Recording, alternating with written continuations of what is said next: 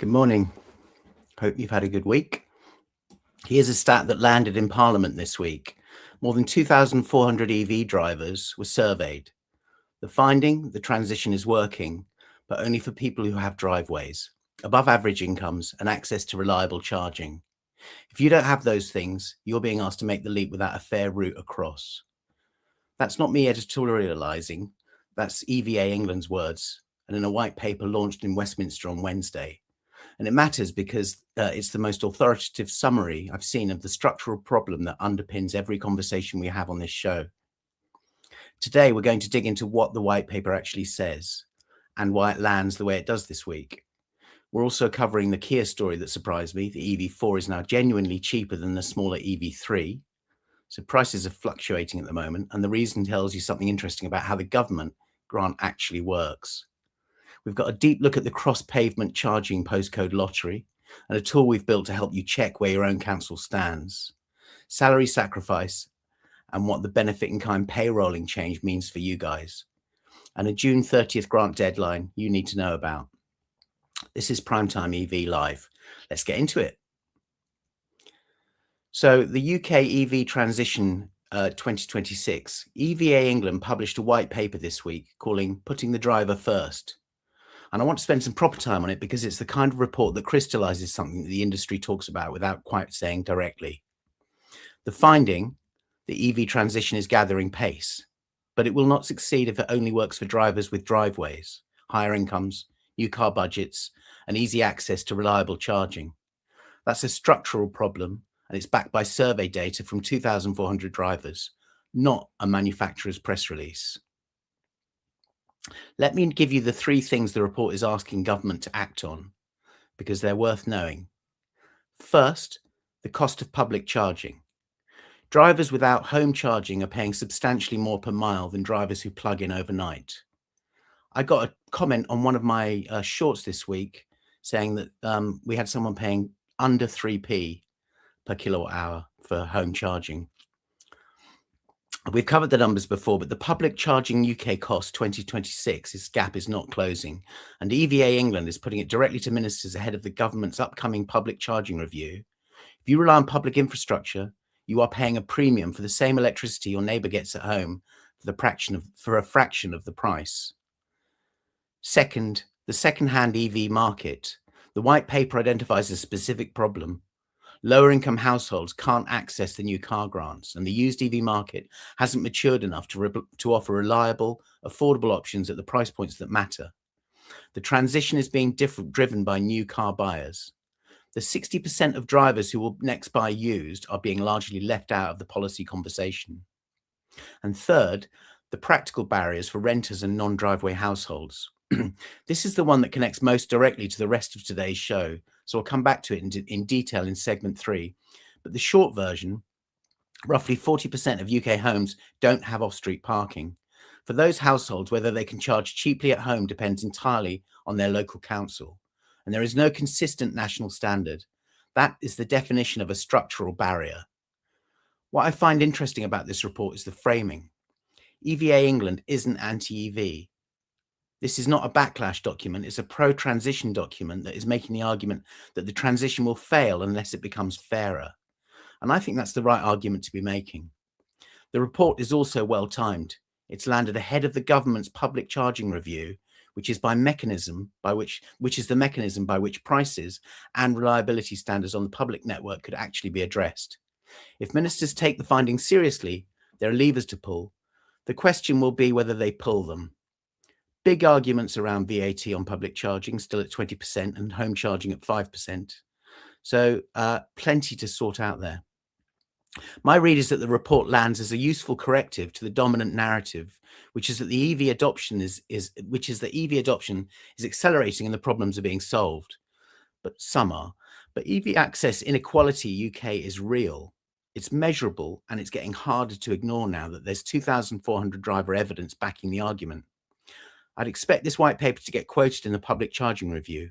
Whether it changes policy is another question. One thing I want to flag before we move on is that the white paper is publicly available. It's co-sponsored by Auto Trader, ZapMap, and EVCI, which gives it credibility across the industry. If you want to read the full findings, I'll put a link in the description. It's EVA England's Putting the Driver First white paper. I've actually got a graphic here that I will show you just with some of the stats on it. Let me just change to that. Add stage. And I'll switch to a full screen so you can see it, or just put me down there. You can just see it a little bit. EVA England's Putting the Driver First white paper launched in Parliament on 3rd of June 2026. It warns that the UK EV transition risks leaving millions of drivers behind. Backed by evidence from 2,400 drivers, it finds that without action on public charging costs, second-hand access and home charging barriers, the transition will create a two-tier system. One Britain for driveway owners, another for everyone else. And this is important. Okay, on to segment 2. So I will now switch that back to the rolling rates. You can see that we've got the rolling rates come up, and they've just been refreshed this morning just before the show. So you should be able to see on this tab. Still get my head around a little bit of this. Bear with me. Let me remove that and share that, and I'm with you again, hopefully.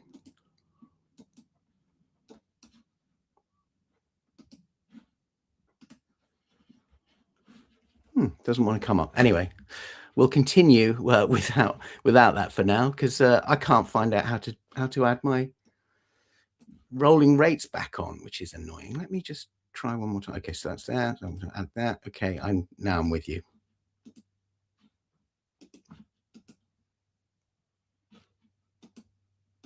You see that?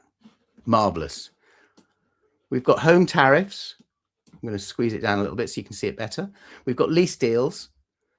We've got AC charging rates, and we've got home chargers. They've just been updated.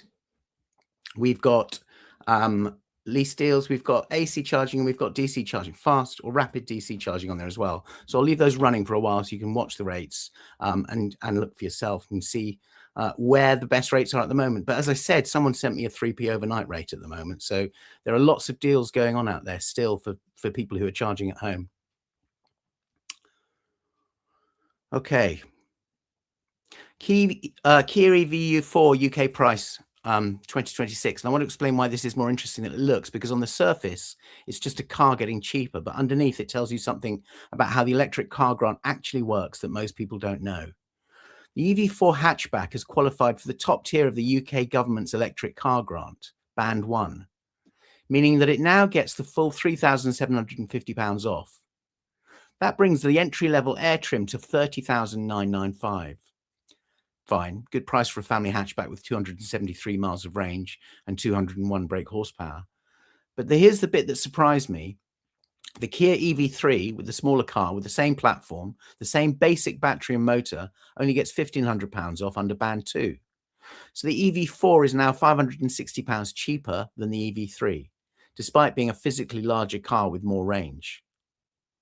Just bear that in mind when you're looking at a new electric car. Keep a close eye on what the grants are doing, because a more expensive car and the list price might actually qualify for a better discount, and you'll end up getting it cheaper.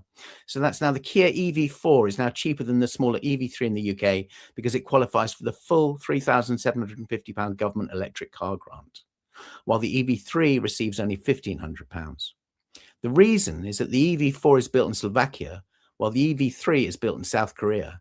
The UK grant factors in supply chain emissions. Shipping from East Asia disqualifies cars from the top band. So that's interesting, I think. But why does this build location matter? Because the UK electric car grant 2026 takes into account the carbon emissions from the vehicle supply chain, not just the tailpipe. A car built in Slovakia, close to the UK, has a lower supply chain carbon footprint than the same car shipped from South Korea. The grant bands reward that. It's not arbitrary. It's a deliberate policy choice to incentivize domestic or near European manufacturing. The EV4 Fastback, the sleeker sloping roofline version, doesn't get the grant at all because its price puts it above the grant ceiling, and the EV3 situation may change.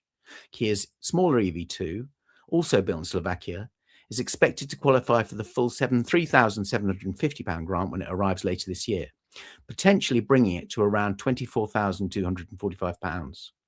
What does this mean practically? Well, a few things. If you're shopping in the £30,000 to £35,000 bracket and Kia is on your list, the EV4 is now arguably the better buy than the EV3 on price alone. Before you factor in the extra size and the range, £30,995 for 273 miles is competitive. The long-range version at 33,245 with 388 miles of range is also interesting. That's the kind of range that takes the anxiety out of longer journeys, we hope. More broadly, this story is a window into how the Electric Car Grant UK Eligibility 2026 system actually works. It's not simply is this car electric? It's a layered assessment of where the car is built, what the supply chain looks like, and what the final price is. Manufacturers who build closer to the UK have structural advantage in the grant system. That's by design. And it's creating some unexpected pricing outcomes, like a larger car undercutting a smaller one from the same brand. I'd expect other manufacturers to take notice of this. If building in Slovakia gets you band 1, that's a £2,250 difference in the consumer's pocket versus band 2. It's not an irrelevant number when you're trying to move volume in a competitive market. Okay, we're going to go on to story 3 and give you an update on what we've been building, actually. So I'm going to do that. I'm going to switch to this tab instead. And I'm going to switch me smaller so you can see it better. Okay. This story connects directly to the EVA England report that we opened with, because one of the specific barriers the white paper calls out, home charging access for non-driveway households, is the thing we've actually built something to address. Let me give you the context first. About 40% of UK households don't have off-street parking. That's roughly 11 million homes. For those households, the route to cheap home charging, plug-in overnight, domestic tariff, under 9p a unit, isn't available unless their council permits a cable gully across the pavement. A cross-pavement EV charging gully, UK, for anyone new to this, is a recessed channel set in the pavement that lets you run your charging cable safely from your home to your car on the street. Flush with the surface, no trip hazard, self-closing. The brands doing this in the UK include Turbocharge, Gully, Charge Gully, and Pavecross. There are some good systems out there. In 2026, 42% of UK councils, 56 out of 134 surveyed in a Freedom of Information request by Vauxhall, either permit or plan to permit cross-pavement UK EV charging gullies. But 58% have no confirmed scheme. Some have explicitly blocked it. Costs for installation vary from free to over £1,000, depending on the council, with no national standard. The data comes from Freedom of Information research by Vauxhall, covering 134 councils. Those councils are in England, Scotland, and Wales, and we've already had several searches coming through in the last couple of days. We've had Leicester, Stevenage, we've had London many times. There's a lot of people out there that are searching and trying to find out what their council are doing, and we're encouraging you to join the club at Primetime EV so that we can carry out research with the councils and update you on when you may get permission to install a cross-pavement gully. Because at the moment, if you're having to go out and charge on public charging all the time, it's prohibitively expensive compared to having a very low-cost EV at home.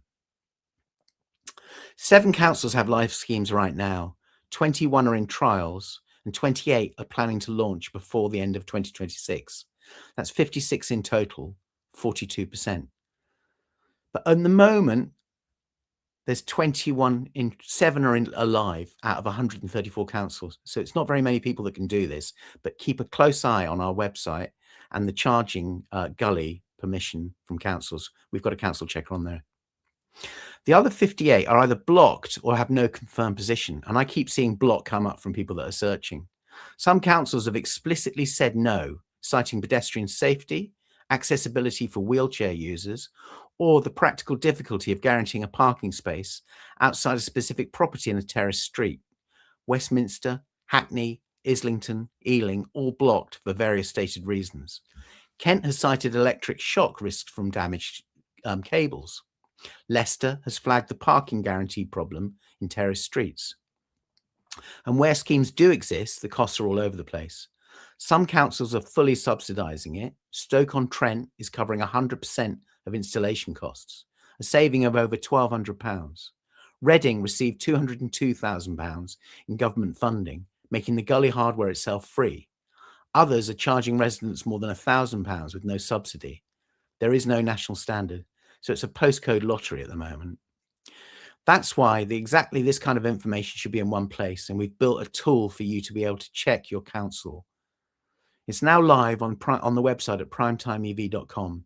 You go to the home charging section, type in your postcode, and it tells you whether your council permits cross-pavement charging UK, is currently trialling it, has blocked it, or we don't yet have confirmed data. It's based on FOI data, London Council's guidance, and the Guardian's investigation from last week. If your council's blocked, the tool tells you why, based on the council's own stated reason. The links you to the source. If it's permitted, it points you towards the scheme or turbocharge. And whichever result you get, there's a free sign up to our club, the Primetime EV Club, because we're tracking the policies month by month. And if your council status changes, we can email you and let you know on our monthly email that goes out.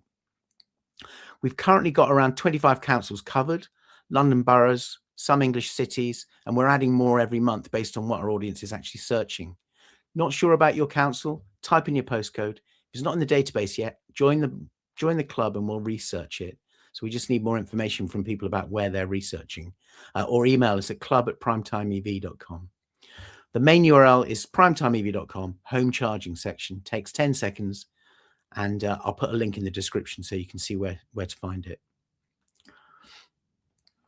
Okay, salary sacrifice is the next story up. Let me go to that. EV salary sacrifice UK 2026. I want to cover this properly because there's been a change this year that a lot of employees haven't noticed, and it affects how your company car gets taxed. First, the basics. Quickly, salary sacrifice is the arrangement where your employer leases an electric car and you agree to reduce your gross salary by the monthly leasing cost. Because the reduction comes from gross pay, before income tax and national insurance deductions, you don't pay tax on the amount you sacrifice. You do pay a small benefit in kind tax on the car's value, but for a zero emission electric vehicle, that rate is just 4% in 2026 and 2027. Compare that to 25 to 37% for a comparable petrol or diesel car, and you can see why it's the most tax efficient way most employers will ever drive a new car. So that's EV salary sacrifice in 26-27 attracts a 4% benefit in kind rate compared to 25 to 37% for petrol or diesel. From April 26, all employers must payroll benefits in kind in real time rather than via an annual P11D form. For employees, the practical effect is that the BIK tax appears on your monthly pay slip rather than arriving as a lump sum tax code adjustment. The saving structure is unchanged. So just to get into that, now that the change has happened in April 2026, and not everyone has caught up with it because it's just happened. From this tax year, all UK employers must payroll benefits in kind in real time through the payroll system rather than reporting them via the annual P11D form. The P11D, that document used to arrive once a year and tell the HMRC what company benefits you'd received, is effectively being retired as a primary mechanism. So payroll need to get involved in organising this. What does this mean for someone on a salary sacrifice electric car scheme UK? The practical effect is that your BIK tax now appears on your monthly payslip in real time, rather than being collected via a tax code adjustment at the end of the year. For most people, that should actually be simpler. You can see exactly what you're paying each month. For employers, it's more complex because payroll systems need to be set up to handle it correctly. The savings themselves haven't changed.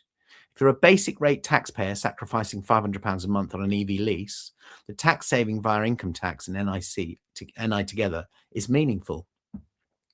The rule of thumb is that every pound you sacrifice costs you between 55 and 72p in take-home pay, depending on your tax bracket. For a higher rate taxpayer, the savings are more significant still. There's a practical check worth doing. If your employer offers salary sacrifice and you haven't looked at it recently, or if you're not sure whether your company has updated their payroll for the benefit in kind payrolling change, now is a good time to have the conversation with HR or your benefits team. Some employers have been slow to update their systems, and if BIK isn't being reported correctly in real time, it can create a headache at year end. The trajectory of electric car BIK rates UK, 4% this year, rising to 5% in 2027-28, then 2% up per year, up to 9% in 2029 to 2030. Even at 9%, that is less than a third of the typical petrol car rate. The window of maximum advantage is now. The BIK rate will never be lower than it is today. That's worth knowing if you've been on the fence about salary sacrifice and your employers offer it. A note on the grant interaction. We were just talking about how the Kia EV4 qualifies for the full £3,750 grant.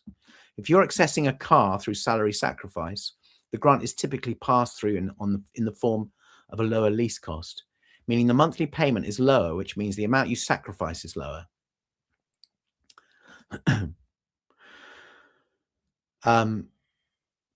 The two levers work together. That's part of why salary sacrifice on a grant-eligible car is often genuinely compelling.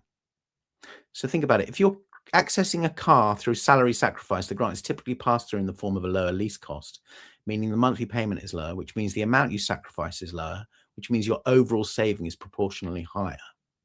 Works together. One thing salary sacrifice doesn't help with, charging costs at home. That's a separate question and one that connects back to what we've been talking about with our council checker on our website. The BIK rate advantage is enormous for the car itself. The charging cost advantage depends entirely on your access to home charging, which is why it matters whether your council will allow you to fit a gully if you live in a house without a driveway. Okay, back to the graphic. Share that. It's quite funny doing this when you're doing the entire thing yourself on, actually, I'll leave that kind of full. Then you can, maybe you've got a better view of it than, actually, no, I'll just go back to this view because, yeah, you will see it better. So let me just try that a minute again. Okay.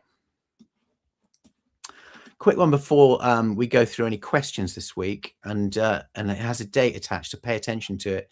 The UK electric car grant in June 2026 has a June 30th cutoff for several manufacturer contributions that are running alongside the government's own scheme.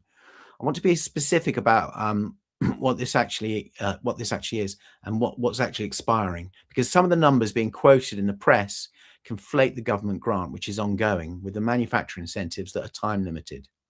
What's confirmed until June 30th, the Kia EV4 full £3,750 grant applies to orders between June 1st and June 30th, confirmed on Kia's own website. The Hyundai Insta gets £3,750 manufacturer deposit contribution until June 30th.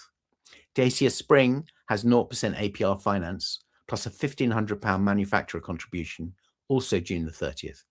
These are the cleanest, most clearly dated deals I've seen confirmed this week. The government's own electric car grant, eligible models 2026, the scheme that's funded to the tune of £1.3 billion, is still running after June 30th. That's not going anywhere, but the manufacturer top-up deals make some of these cars exceptional value right now, but they're time limited, and June 30th is the date, so keep an eye out. Practical message: if you've already in conversations with a dealer about any of these models, push for a confirmed order before June 30th. The car doesn't need to arrive, the order needs to be in. Don't let that date sneak past you. The car, I'll put the current eligible models list in the description so you can check whether your shortlisted car qualifies. Okay, Q&A. Let's pop up to that again. 5 questions we've got. The question I get most asked about this white paper is, in the finding, is why hasn't this been fixed already? Here's the direct answer: because the people who make the decisions mostly have driveways. And I'm only half joking. The EV transition has been led by policymakers, manufacturers, and commentators who have off-street parking and can access home charging. The structural barrier facing renters, terrace street dwellers, and lower income households haven't been invisible, they've just been lower priority. That's what the EVA England report is trying to change. And that's why we've built this charging checker with your council and whether you can put a pavement gully in your street. On salary sacrifice, someone always asks, what if my employer doesn't offer it? The honest answer is that the scheme requires employer participation. You can't set it up yourself. If your employer doesn't offer it, the most useful thing you can do is flag it to HR and make the case. The employer saves on national insurance contributions too, so there's a commercial incentive for them as well as for you. It's not a hard sell if the right person is listening to you. On the Kia EV4 versus EV3 UK, a few people will wonder whether the EV3 is still worth considering, given the price flip. My view is yes, if the form factor works for you. The EV3 is an SUV body style and the EV4 is a hatchback, and they suit different buyers. The price flip is real, but the cars aren't interchangeable just because they share the platform. Try both before you decide on the style and then let the grant maths work in your favour. On the council checker, someone will ask whether we'll cover more than 25 councils, and yes, that's the plan. The tool is live and growing. We're using club signups and postcode search data to figure out which councils to research first. Effectively, your audience is telling us where to focus. The most searched councils that come back not confirmed become the priority list for the following month's research. If your council isn't there yet, join the club. It helps us to prioritize, and we're mapping which councils are being searched at the moment. And the question I always get on grants is the government going to pull the electric car grant at some point? The short answer is yes, eventually. That's the explicit plan to phase it out as the market matures and prices reach parity with petrol. Whether that's 2027 or 2030, nobody knows. What I'd say is that we've already seen the grant get amended, banded, and restructured. Use it while it's there in its current form. The direction of travel is toward less support, not more. Okay, just the council checker, live now at primetimeev.com, home charging section, type in your postcode, takes 10 seconds. If your council's blocked, we'll tell you. If it's permitted, we'll point you in the right direction. If we don't have the data yet, join the club and we'll research it for you. That's a neat link. If you want the cheapest public charging rates every month, the best lease deals, and a weekly digest of what's worth knowing, that's the Primetime EV Club. Link it in the description, primetimeev.com/club, or just email club@primetimeev.com and I'll get you added. My name's Danny. This is Primetime EV Live. See you next Friday at 11. And thank you for being here. We appreciate it. There's lots of people coming into the club. There's lots of people doing council checks. As we get more momentum, we can help you to save more money. So thanks for listening. Thanks for watching, and we'll see you soon. Cheers. Have a great weekend.